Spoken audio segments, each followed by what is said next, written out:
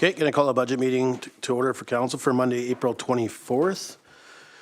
Before approval of the agenda, I'd like to add an item under 3.4, which would be chamber business amounts equal to 2022 business license fees. If I can get a second to add that. Councilor Noberry, discussion. All in favor? Opposed? Carried. Okay, if I can take approval of the agenda, please. Councilor Julik. That the April 24th, 2023 Budget Council meeting agenda be adopted as amended. Seconder. Councilor Noberry. All in favor?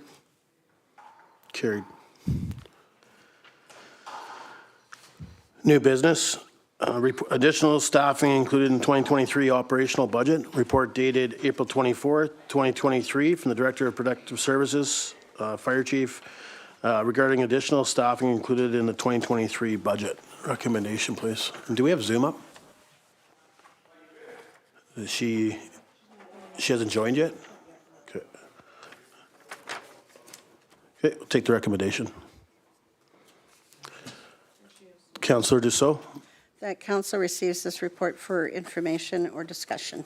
Yeah. It's got to pick one, information or discussion. Does anybody from council want to discuss? Discussion. Okay, seconder. Councillor Noberry. All in favor? Carried. Okay, it's open for discussion. Anybody from council? Council Noxana. I'm just wondering if the position for occupational health and safety is exempt, and do we have that in a wage, like it says exempt here, but we haven't discussed that in a wage grid or anything yet. So how does that work? Yeah. Yeah, I understand. We haven't seen it in the exempt staff administration policy grid, but they have put in an amount in the paperwork here. I'm not sure if that's step 4 or where it is located. Ms. Torval? Thank you, Mayor and Council. I will ask Mr. Bradley if he can answer that one. Do you know where it is?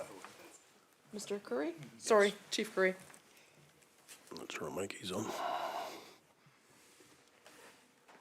Mayor, Council, good morning. So just in conversing with our finance manager, it's a step 4 position based on a similar role. So it's not defined in the actual grid, but it's a step 4. In all likelihood, we would not be hiring at a step 4. We would be looking at something lower depending on qualifications as per other things, but that's where we put for the budgets. Thanks for that. Councilor Noxon, I'm not sure if you noticed, it was on page 7 as the amount for occupation. Okay. So they're suggesting step 4. I did have a discussion with Ms. Torval earlier in regards to this not being able, or not having that in front of council in regards to the step process, what step 1 looks like, and all the way to step 6 looks like in regards to our staff exempt administration policy. I have a concern with it. I have a concern that, and it's not staff, I'll be honest, with not having a CFO, just having the budget specialist. I believe we missed steps. And that's not staff's fault. I just think when we're short of a position, we missed a step of having this stuff come forward earlier to council, so we see the whole information in front of us in a package. This is one of the reasons at the previous meeting I asked staff to come forward in regards to supplying a report for any new positions that were going to be added within our budget. And staff has added the report with 2 positions, but this is up to council. So. Any more discussion? Councillor Julik. So I just wanted to confirm or to clarify, I don't know if it was in this report or a previous one, they talked about, we were told that there was 2 positions that were no longer needed, but there was 2. Don't think you can discuss that right now. Oh, okay, because for me, I'm going to go to staff. I believe it was a closed report. Ms. Torval? Thank you, Council. So there was a closed report with some possibilities, but also in this report, there is the mention of, or it is noted that there were some positions, newly created positions last year, year before, that is not up on a review. It was not necessary, so those positions are no longer there. So that would have been the elimination of the Public Works Department, out of the Public Works Department would have been a fleet manager, asset coordinator, and there was a vacant recycle operator position, so those ones are no longer. Thank you, Mr. Orville. Yeah, those were the ones I was talking about. I thought I'd read them. Sorry. Yeah, no, that's There's fine. a couple other things. No, it was those ones there that I was talking about. So those, the reallocation and stuff, those positions are no longer there, and they're already, that number's been taken out of the budget. Okay, I just needed some clarification around that. Thanks. Okay, any more discussion from council?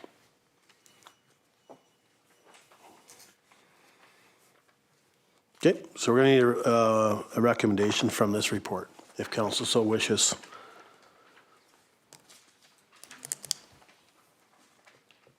Councillor Julik?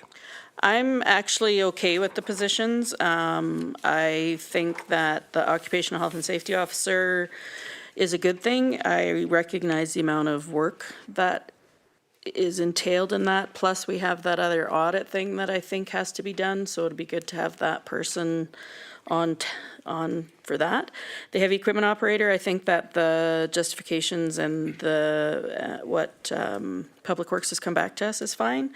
And the seasonal labor, like, I mean, it's mostly to catch up. I feel like we'll probably get the Canada Summers jobs, and if we don't, I don't know. I guess I'm just trusting that our Public Works guys know what they're talking about when they ask for these positions.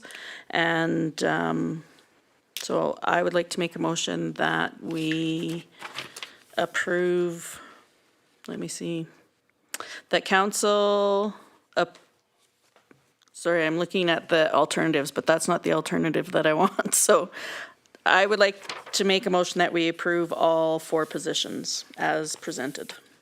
Seconder? Councillor Hoffman? Discussion in regards to the motion. Okay, call the question. All in favor? Carried.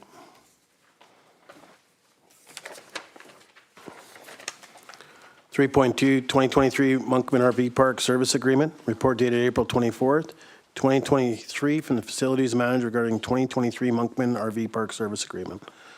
Recommendation, please. Councilor Norbury. That council approves the 2023 Monkman RV Park Services Agreement as presented. Seconder, Councillor Julik. Discussion. Councillor Julik. I'm just looking on page 17 of the package.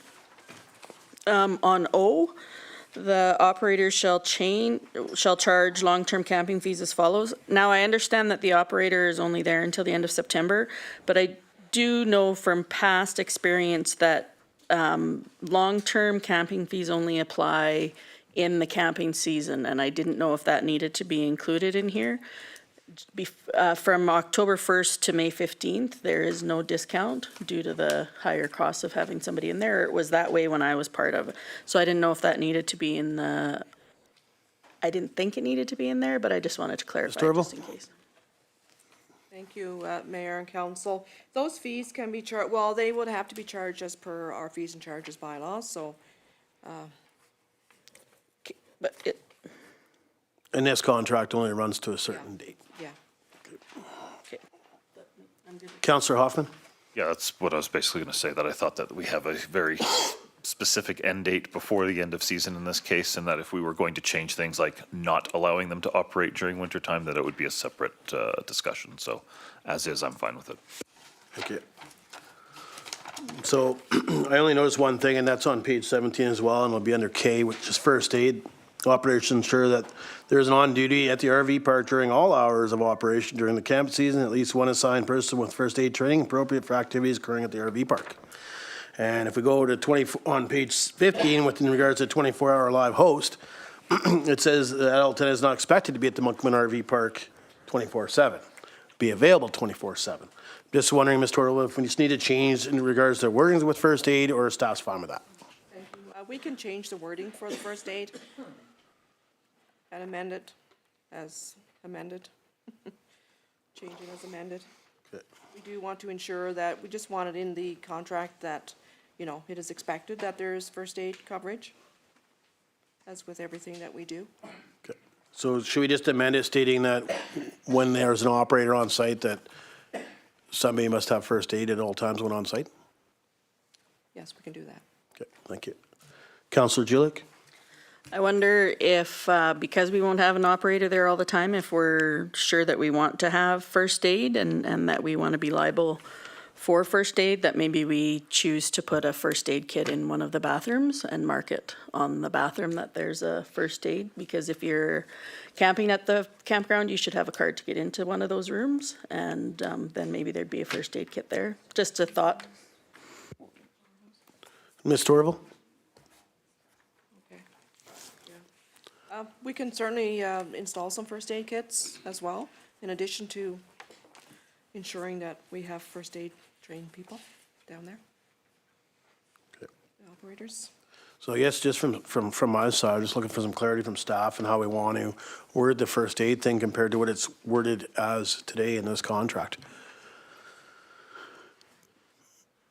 I mean, it just says how there should be somebody on duty at all times, but in the previous page, we're stating that they don't have to be, that they have to be a live-in host in the evenings and available 24/7 via phone. Available, And I just don't feel comfortable putting a motion on the floor and not knowing exactly how staff wants it worded. Councillor Julik? So it asks the question, do we want to have it in the contract at all? Well, that's up to council. I mean, I think staff has it there because they must need it in the contract, but that'd be up to staff to answer that. I did ask that question in regards to first aid, and it was something that they stated it needed to be in the contract. My concern was how we worded it, that someone has to be there 24/7 with first aid or during operational hours.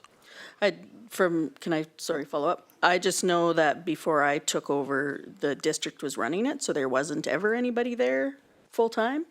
And so there couldn't have been first aid required at that point. So I'm just wondering if so I guess my question to staff is, do we need to have that in there? And if not, having like a sign on, I'm thinking the accessible washroom, if we had a first aid sign on that door with first aid kit in there, people know that there's access to that. But that this isn't part of the contractor's agreement, Mr. what Orville? that looks like. thank you, council.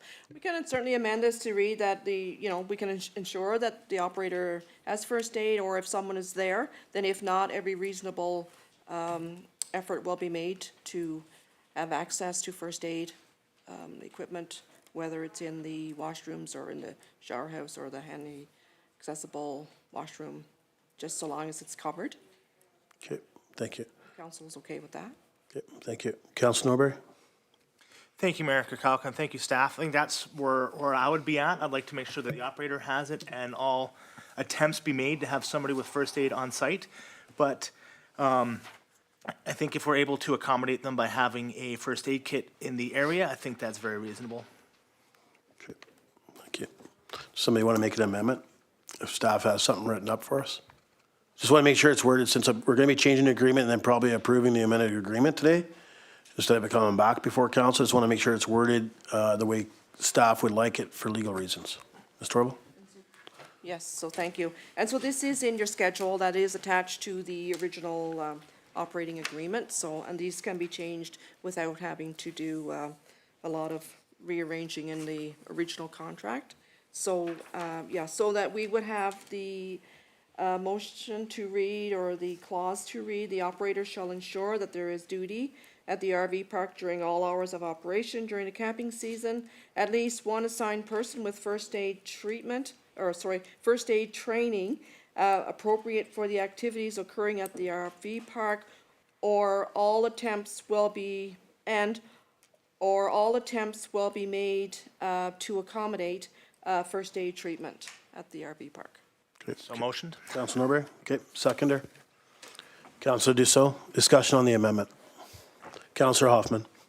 I would just take out the all hours and just put operation hours. I would change that. I don't think we're ever going to have a 24-hour person on site, so I don't think we should be putting that in the contract. And as for the rest, I'm fine with, I think, the reasonable efforts parts. So before I make a motion to amend, I just wanted a response to that. Ms. Torval? Wish council? Make an amendment if you wish. The language of all hours of operation to just hours of operation. Okay, seconder on the second amendment. Councilor Dussault? So, I've never done this one before. I hope this is kosher, Ms. Torval? This is normal procedure? Okay. Just want to make sure. I've never seen a double amendment, but, okay, discussion on the second amendment made by Councillor Hoffman. Any discussion? Okay, call the question on the second amendment. All in favor? Carried.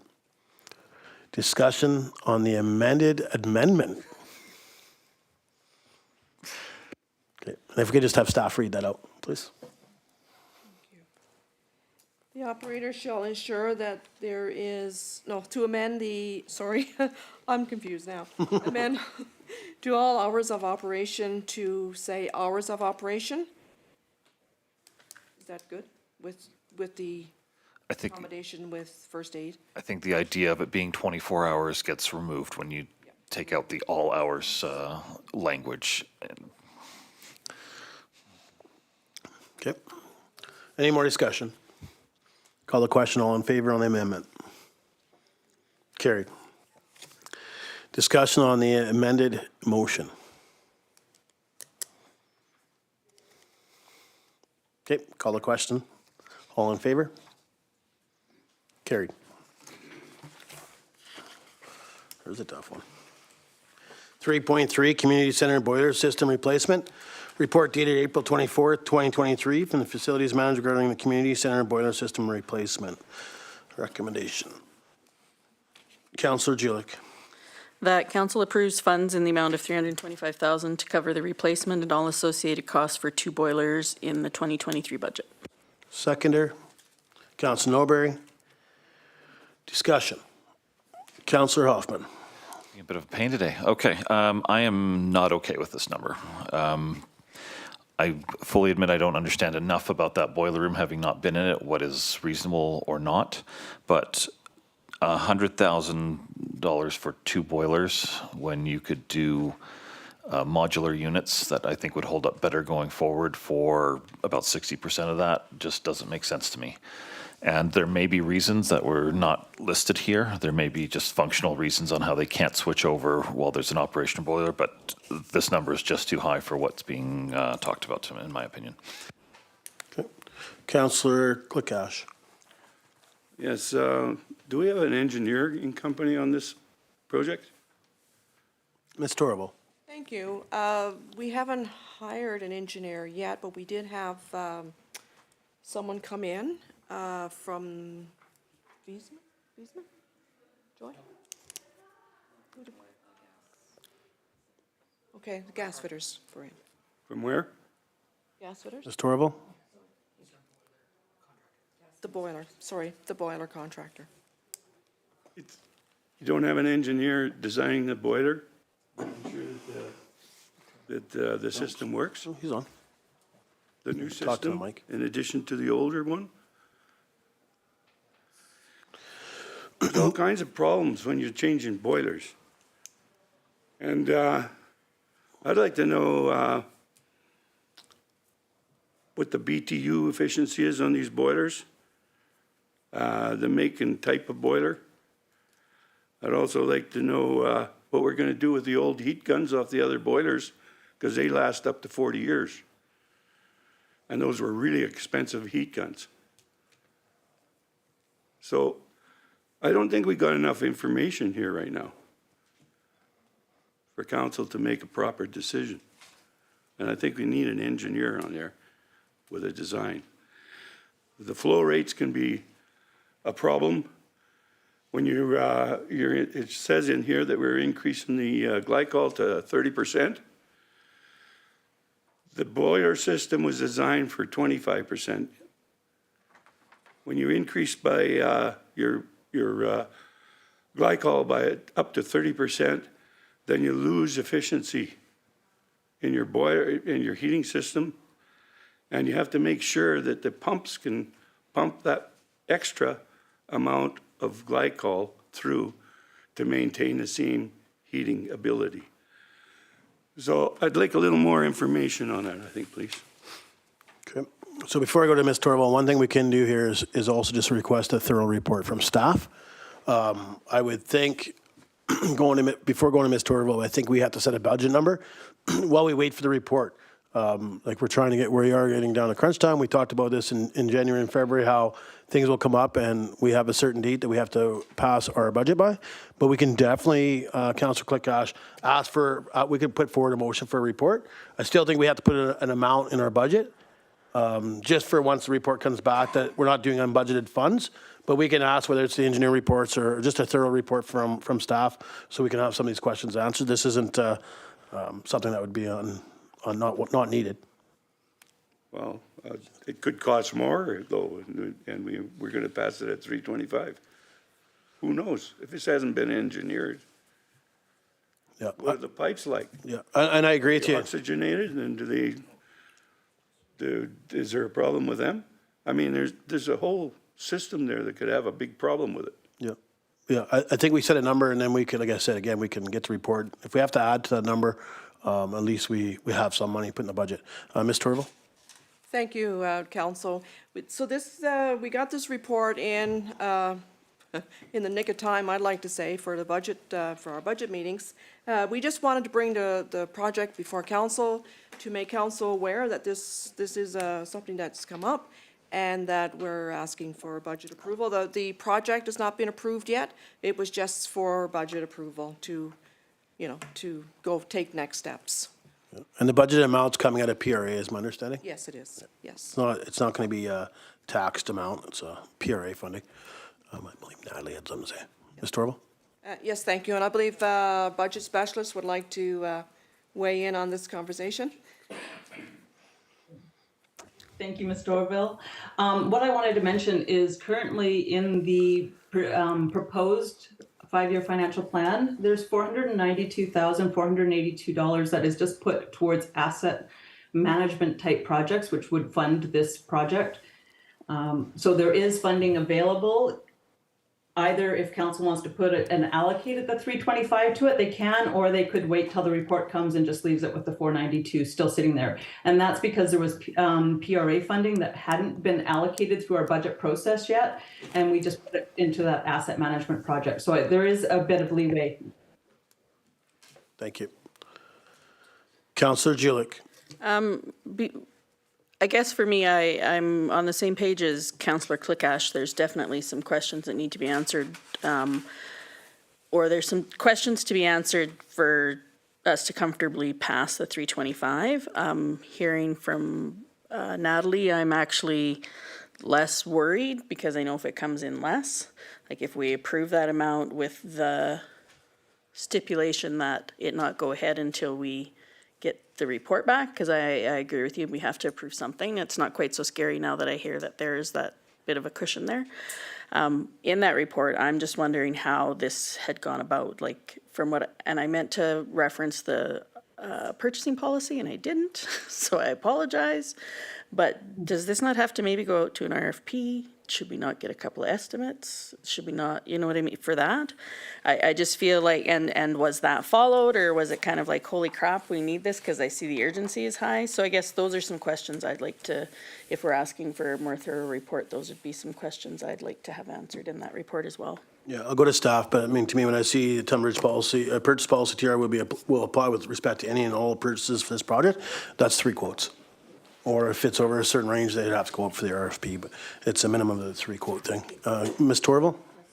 Thank you, Mayor and Council, and yes, Mayor, you are correct. There will be a minimum of 3 quotes that we will receive. The quotes provide that the numbers that we used in here, we did go out to get quotes, but that was just for this report purposes, so that we would know for budgeting reference, so that we would have some numbers. Thank you. To go by. Councillor Clickash?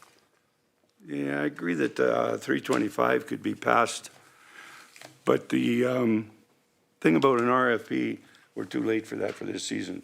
This is going to be an urgent thing, so I'm sure if you get a proper engineer in there and get this thing done, get some quotes and get the thing on the road, because they got to order boilers from somewhere. So in the past, what we've done is ordered boilers ahead of time, and I think that this is maybe have been done, but without an engineer. So I think if he agrees with those boilers are okay, and that would, they could go ahead and order them, because it could take 6 months to get boilers. Ms. Torval? Thank you. So in speaking with one supplier, apparently it'll be like a 10 to 12 week lead time on boilers. So that was at the time that these quotes were secured. So I don't know if anything would change or not, but 10 to 12 weeks. So we do have a little bit of time, but not a whole lot before winter sets in. Yep, appreciate that. Councillor Hoffman? Thank you, Mayor. That's true for the big boilers. If we were going to get an engineer involved, I'd want to know if we can modularize, if we can do the smaller boilers in series, and that would be a lot quicker to get and a whole lot easier to maintain. We haven't discussed it yet, but if we're relying on 2 of these running at all times, I would rather have 6 running with 1 failing than 2 running with 1 failing. So it comes back to the engineering reports. I don't know what the space is there, but I think we should modernize this room. I don't think doing it the old floor standing 1 million plus BTU boilers is the way to go if we can do something better. Before I go to Councillor Julik, what I'm looking for is a motion, somebody to put a motion on the floor in regards to asking staff for a thorough report back to council. Councillor Julik. There's not. I would like to make a motion that we get a report that answers that answers the concerns of council, that, Sorry, hang on a second. My apologies. There is a motion on the floor. yes. Thanks, Councillor Hoffman. Oh, I didn't know that we couldn't put another one. No, So, we can't. okay, before we do that one, then can I speak to the one on the floor? Yep. I was gonna say, like, I appreciate Councillor Hoffman's information. I think that has to be an engineer's thing. I think that otherwise that's us being in the kitchen a bit. Even with that being your expertise, that's council being in the kitchen. I'm totally on board with the engineer report, that we have 2 experienced council people on our board or on the council that say this is important for an engineer. Hopefully the 325 can cover that, and I'm good to vote in favor of the 325 for today. Thank you. Councillor Norbury. Thank you, Mayor Kakalka. Not to belabor the use of the word amendment, but I think it's appropriate to make an amendment that all motion to continue on after the 2023 budget period, and that staff supplies a engineering report in regards to boiler options. Okay, seconder on the amendment. Councillor Clickash. Discussion on the amendment. Guess Councillor Clickash and Councillor Hoffman, is that get what you're looking for in regards to a thorough report? Okay. Okay. Call the question on the amendment. All in favor? Carried. Okay, any more discussion in regards to the amended recommendation? Okay, call the question. All in favor? Carried. Okay, added item is 3.4, the chamber business amount equal to the 2022 business license fees in regards to grant and aid. I'll put on the floor for discussion. Seconder, Councilor Norbury. All in favor? Opposed? Carried. Discussion. So I know we had a delegate, to start off a bit, sorry, Councilor Norbury. We deferred this in a previous budget meeting, and that was regards to waiting for a delegation from the Chamber of Commerce. The delegation did come in, and I think, it was just a misslip on my side trying to get the deferral back, especially in front of council during budget time. So I know I had it marked down, and so did Councilor Noxena. So that's why it's in front of us, what we decide to move forward for the 2023 tax season. Councilor Norbury. Thank you, Mayor Kakalka. So I'm in support of supplying the TR Chamber with the equivalent to our business license fees for their grant and aid, so I'll make that motion.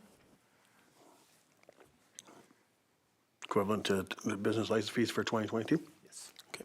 Seconder, Councilor Dussault. Sweet to that. Discussion. Councilor Norbury. Thank you.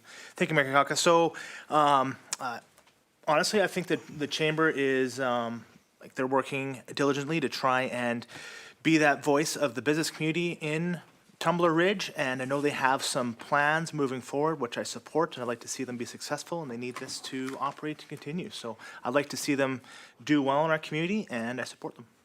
Okay. Any more discussion? Ms. Torval. Thank you. Mayor and Council, I'm just wondering if, I do have the number, so if council would like to make an amendment, an amendment, I know we've been, this is our, the way today, is the amending motions. I do have the number for the business license fees for 2022. So if council would like those, that's $22,385. Okay, well, the motion already states it's the equivalent to 2022 business license fees. I don't think we need the amount. I mean, if council wants to add the amount, we know what the amount is, so we know what we're debating the amount, but the motion states it's equivalent to 2022 business license fees. I mean, if council wants to put the number there, I'm fine with that too. Councillor Clickash. Well, just, I think we asked them some questions in regard to membership and so forth. We didn't get those answers, firm answers. They had a few guesses. Yes, yeah. I'd sure like to see what the firm answers are. Yeah, I can't give you a firm answer. What I can say is what was answered that night, and that was they have 39 members at the time, but their membership isn't, the end date isn't April 30th, it's a year after you become a member. So they run the year for each member. So of course, some members could be coming up in April or in May or in June. So then if they renew, then obviously that starts adding their numbers. My understanding, and I'm not going to give you a confirmed number, but my estimate was 41. And that's just recently, an email or a conversation with the chamber manager via social media. Councillor Julik. As a business owner in Tumbler Ridge, I see the benefits of a Chamber of Commerce. And being a member of the Chamber Board of Directors at one time, I understand the frustrations or some of the hurdles to be jumped over when you're in a smaller community and getting buy-in. I want to see the chamber succeed, but I also want the chamber to show me that they've done some of the work to get their membership up. And as a member in the community, I very rarely am approached by anybody from the chamber. It's very broad. And I just feel like $22,000, like maybe that's something we could put in ECDEV's pocket. You know what I mean? Like I definitely am okay with putting some money that way because I do think a chamber is important for our community. I'm just feeling like we aren't getting quite what we're paying for, maybe. I don't know what that looks like, to be honest. I don't know, and I guess I didn't feel like we necessarily got a comprehensive, I think that they're busy. I don't know. It feels yucky to say it out loud, I guess, is some of it, because I just feel like I'm bashing them, and that's not my intent. My intent is that I'm hoping to see more, that I wish that I had seen more. And I'm wondering if just handing the funds over is the way to go with maybe less funds and maybe something we can do as a district separately. I don't know. I just don't know if this is the best way to go about it. So I guess I'm looking for other input before I make a vote on this. Yeah, appreciate that. And I don't think you're bashing them. I think it's called accountability to the taxpayer. Right, these are tax dollars. Sure, it's a business license amount, but it's then given back in a grant or aid or fee for service. So I don't think you're bashing them. I think you're just looking for engagement from the chamber side to their members within the district of Tumbler Ridge and outlying areas, and making sure that they're engaging and trying to build their strong membership. Ms. Toro, is there any stipulations we can put towards I call it a grant aid, maybe it's under fee for service, I'm not sure. In regards to what council's looking for from the chamber in regards to receiving $22,385? If council Mayor, council, if council wanted to attach a fee for service to that fund, there was a time when they did the grant writing, so the district paid them additional for grant writing, but then that came through an ND grant. And so we provided that to them, and they did grant writing services for the district in exchange for that piece of it. But with regard to the business license fees, I don't know at this time what we could do. Maybe Ms. Finnegan, do you have any suggestions or at this time? Or maybe it's something we can look at for next year? Yeah. Appreciate your comments, and I just thought I'd throw it out there because I understand what you're getting at. And again, I don't think it's bashing the organization. I think we're looking for engagement and making sure that they are trying to build a strong membership from their side as well, not just receiving the funds and not being engaged within the community or within their membership. Councillor Noberry.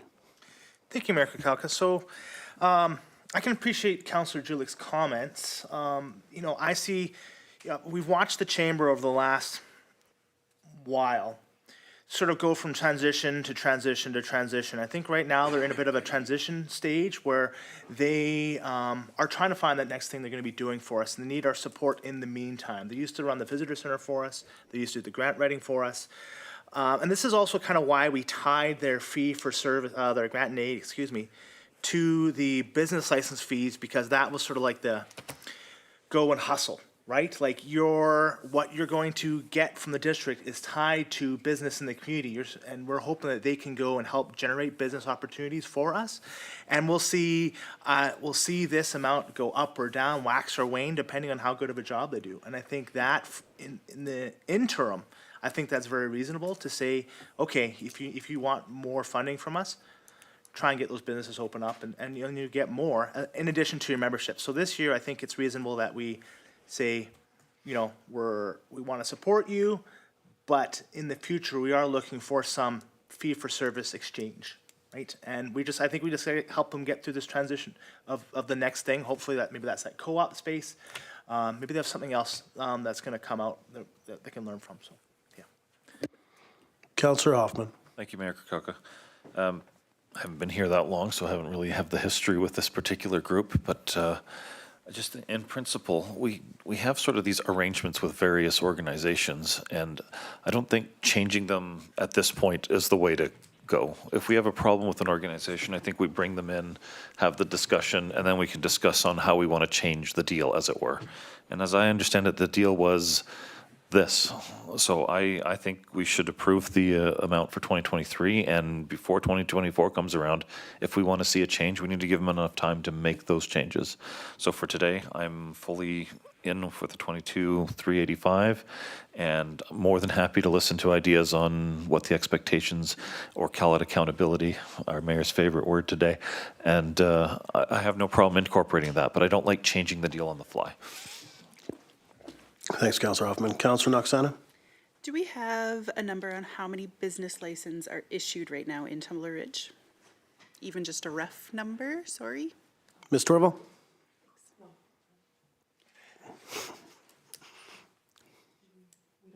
We don't have that information right at this moment.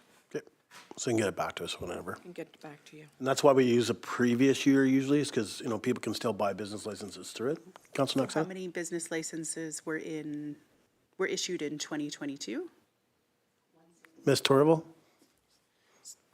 Thank you. Just been informed that we've had 177 business licenses issued in '22. Follow up? So that shows a huge difference to me in the amount of businesses here in Tumbler Ridge who are accessing chamber memberships. I have no idea what the reason is, but I have heard from businesses that the chamber doesn't seem engaged. So while I would be willing to give them a grant in aid for the amount of business licenses they have in their membership, so the equal amount, but not the full for 177, because this shows me there's well over 100 businesses that they haven't engaged with. They don't have a relationship with for whatever reason. So if we went to 41 and times that by the business license fee, and gave them that, Okay. is that something we're allowed to do? Yeah, I'd go to staff because I'm not sure on that, but I'll just mention one comment, and that's in regards to chamber. It's not just the chamber of Tumbler Ridge, but it's the chamber in regards to British Columbia, is you do not have to be a business owner to be a chamber member. You can be a non-business and be a chamber member. So I just want to make sure that's what advised. Like, I'm guessing approximately 41. Maybe that number will change, like I said, as months go by, but I just want everybody to be aware. Just because they have 41 or 50 members does not mean those are 50 businesses.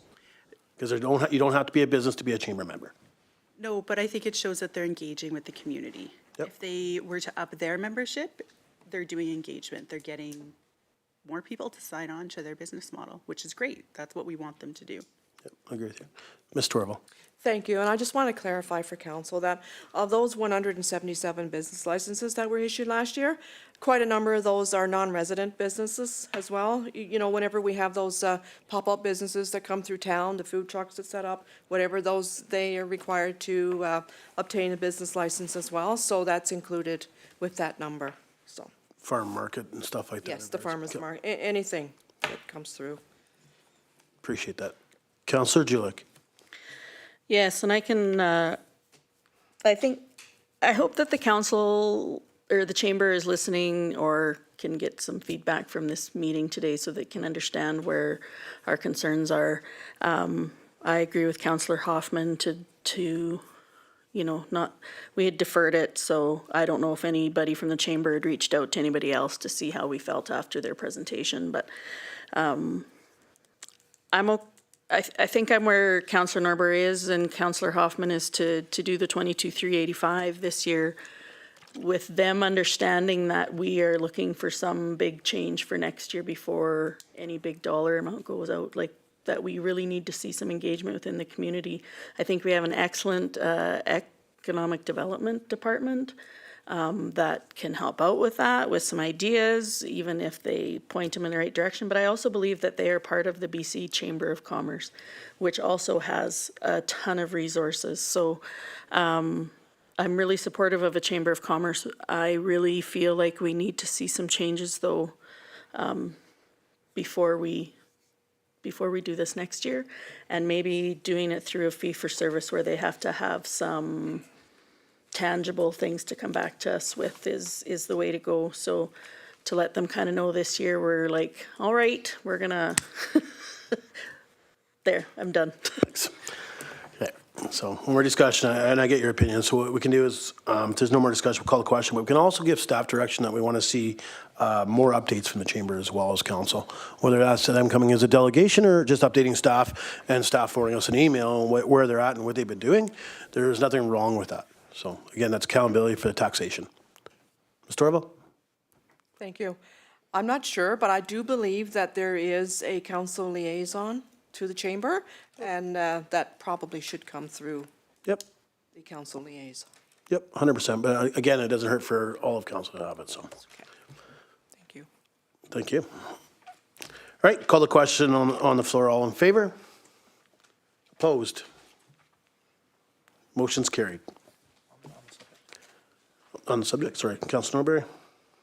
Thank you, Mayor Kakaka. So on the subject, maybe it would be appropriate if we had like this discussion of what we would want to see from the Chamber of Commerce moving forward at a PPC.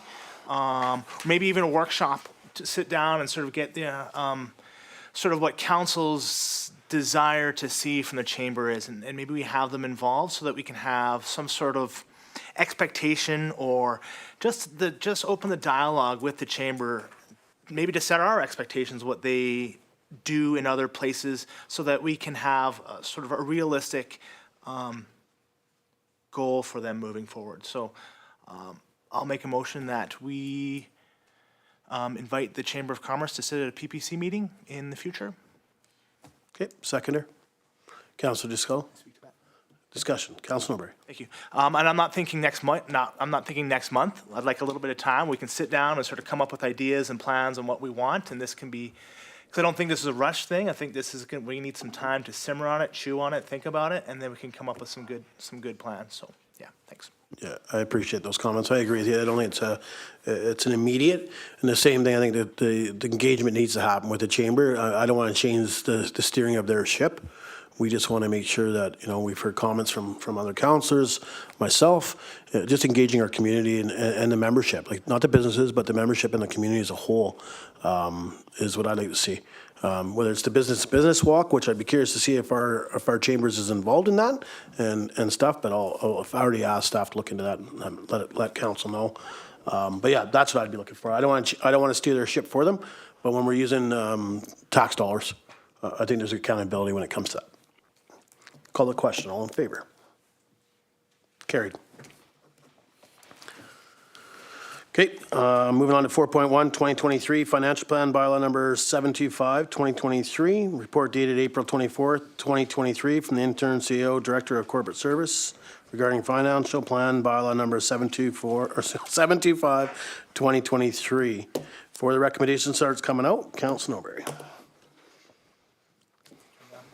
Thanks. Thank you, Mayor Kakalka. I'm going to step out as I work at the library and have a pecuniary interest. Thanks.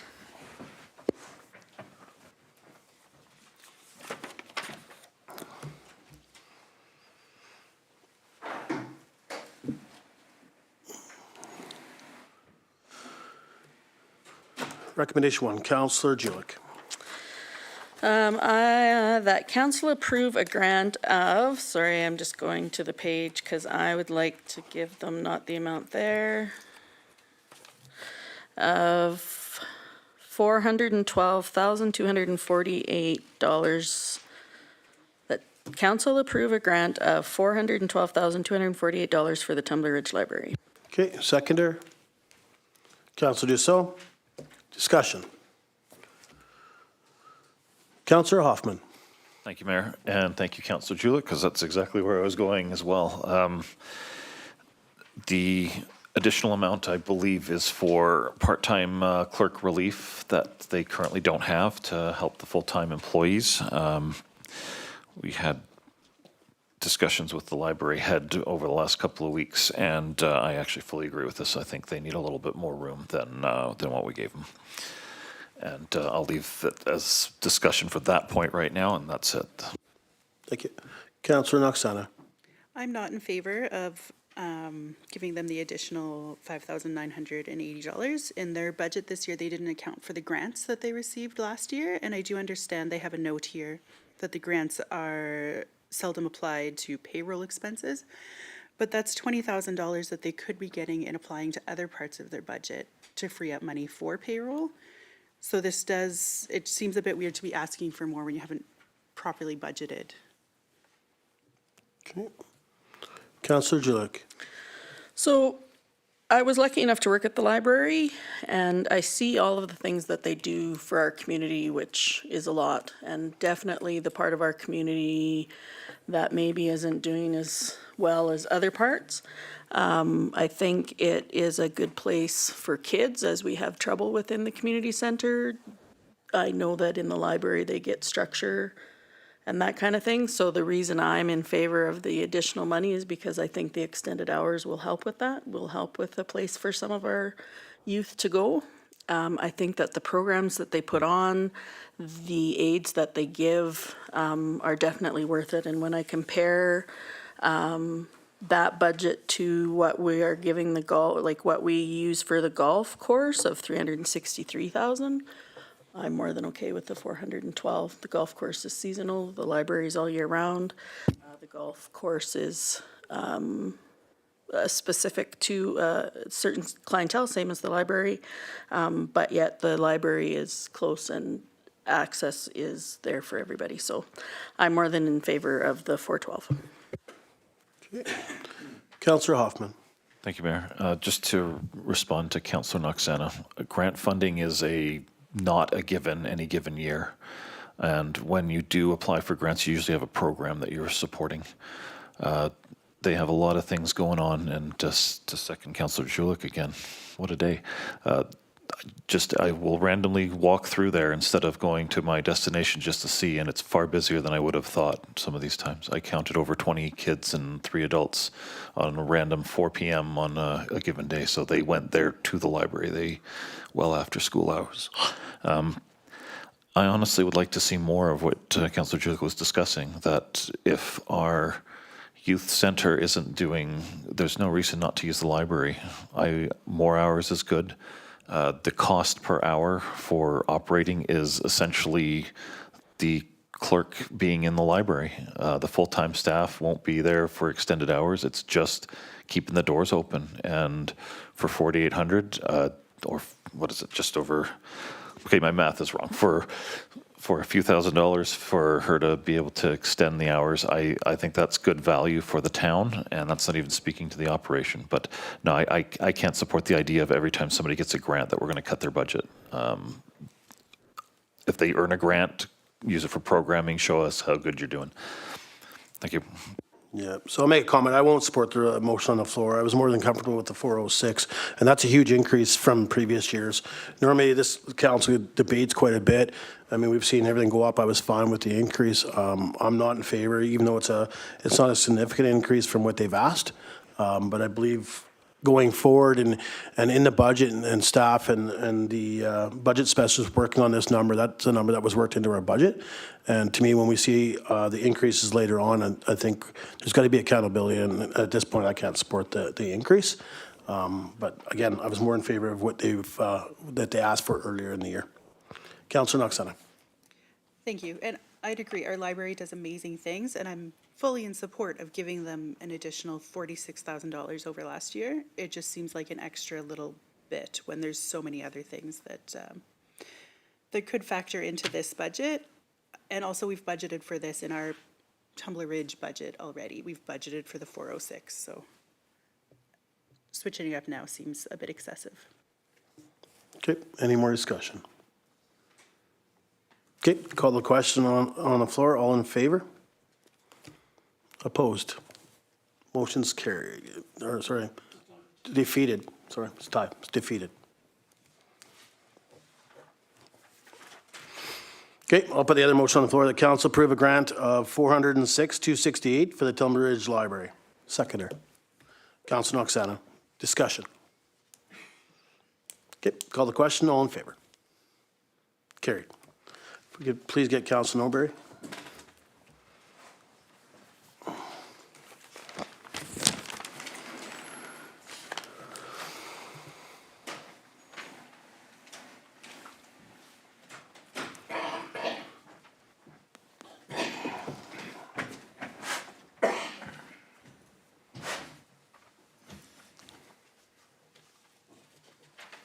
Okay, moving on.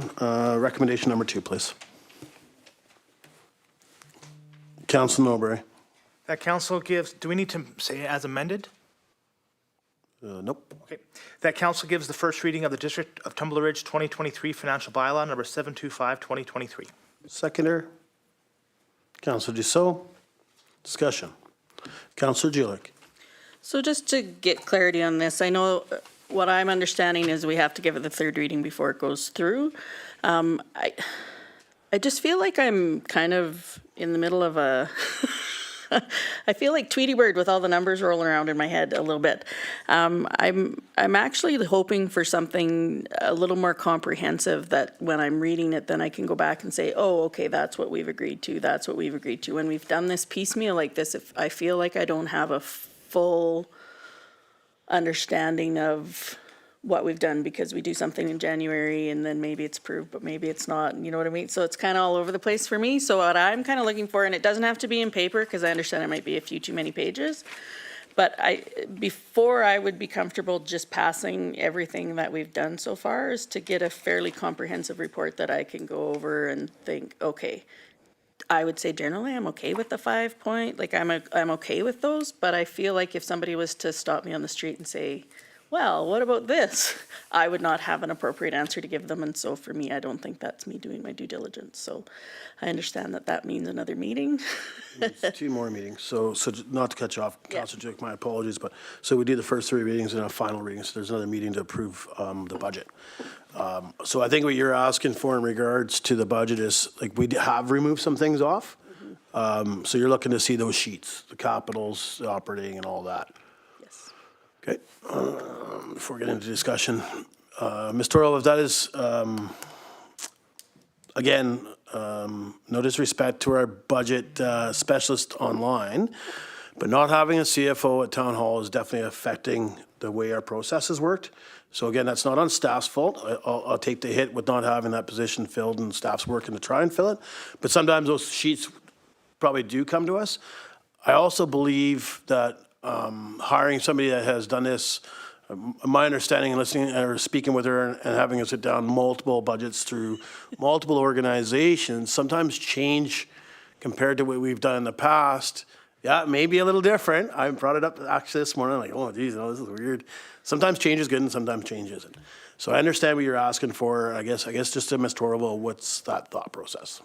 Because honestly, I thought the same thing, but I was like, okay, well, I've read it, I understand the numbers. Thank you, and I'm going to defer to our budget specialist to speak to that, the process that was used. Natalie. Thank you. Sorry, the sound's coming through pretty garbled over here. So from my understanding is you're looking for something that gives the backup and the detail for all of the numbers that build up with it, what's into the financial plan. Is that my understanding correctly? Correct. And there is the final budget 2023 that builds up all the numbers. That has all of the backup detail to all of the operating into the 5-year financial plan. And I believe that's one of the attachments to this report. It's definitely not in our attachment, unless it's something I don't read what I would think. To me, we're looking for the breakdown of capital, like that we approved this, and this, but we've taken that, and that. You know, not to pick on a department, but we removed the Bobcat for the community center. But Yep. council hasn't seen that after we removed it. I know I've scratched out of my paperwork, but I believe that's what Yep. Councillor Julik is looking for. Yeah, something a bit more detailed than what's on the last 2 pages here. Like, so we do have like the residential and the land and improvements, that kind of thing, but we don't have it like detailed out what we approved or didn't approve. Yeah, no, unfortunately, I'm seeing what you guys are seeing. I have a detailed sheet that actually has line by line every single thing in front of me at this point. So, sorry for that. I thought it was, I was going to be attaching that to this report, which has, like I said, line by line, all of those together. The capital, I haven't got as firm because they were updated on site, but I can always just print those suckers off and send them off to you guys. Okay, so this happened at a previous council meeting, and I didn't stand up and say anything, and that was in regards, and no disrespect to staff, so please don't take it this way. But our previous budget meeting, I received paper copy. It was different than Councilor Norbury, who was online because he was away and such, and stuff came forward. So this time, I'm actually going to put a motion on the floor to defer until we can have the paperwork in front of council. Second on the deferral. Councilor Dussault, discussion on the deferral. So that just means we will get the paper and then we'll come back and discuss these final numbers? Yeah, well, council will get time, and we can ask clarity from staff. My comment back to staff would be, again, time constraints from staff in the room, but also the specialist staff that's hired. If we can just, you know, if that's Friday, and I understand some council's not going to be available at last minute, but I think if we can try to figure this out. And again, I don't want to disrespect staff by deferring it, but without having that information in front of us, and councils, to me, we need to defer it. So, any more discussion in regards to the deferral? Okay, call the motion. All in favor of deferring? Opposed? Carried. Ms. Torval, would we be able to send an email out to us whenever available, just to let us know when the information would be ready available from council? And then if council's okay, I will send an email to council, see what our availability is, and if you can just reply one by one, not to the all email. That way we're not getting into a discussion or debate on email, if that's okay. And the reason I ask that is I will be traveling this week. That's why I'm asking for the email. A couple councillors, I will phone you. Okay, Councilor Norbury? Thank you, Mayor Kukalka. What's our next Monday meeting look like? Like, maybe it's more appropriate that, you know, we have a little more time to review the numbers if some councillors want to spend a little more time, rather than say we get the package and we only have a short amount of time. Like, can we put the budget meeting at the beginning of our next week's meeting? To be honest with Councilor Norbury, I'm just waiting back from staff. It may be Monday or maybe Tuesday. I mean, again, I can't speak for staff, can't speak for the budget specialist. If the paperwork is readily available and his staff is able to get it and get it into an agenda, and we have those few days to be able to get to it, 100%. If we need the extra day, then we'll move it to Tuesday if council's, again, that's why I'll send it on the email. So all we did there was defer the one, Ms. Torval. I believe we're going to have to defer the other one? Yes. Okay, so 4.2, bylaw number 726, 2023, tax rate bylaw. I'm going to put a motion to defer. Second on the deferral. Councilor Noxana, discussion in regards to deferral. Call the question on deferral. All in favor? Opposed? Carried.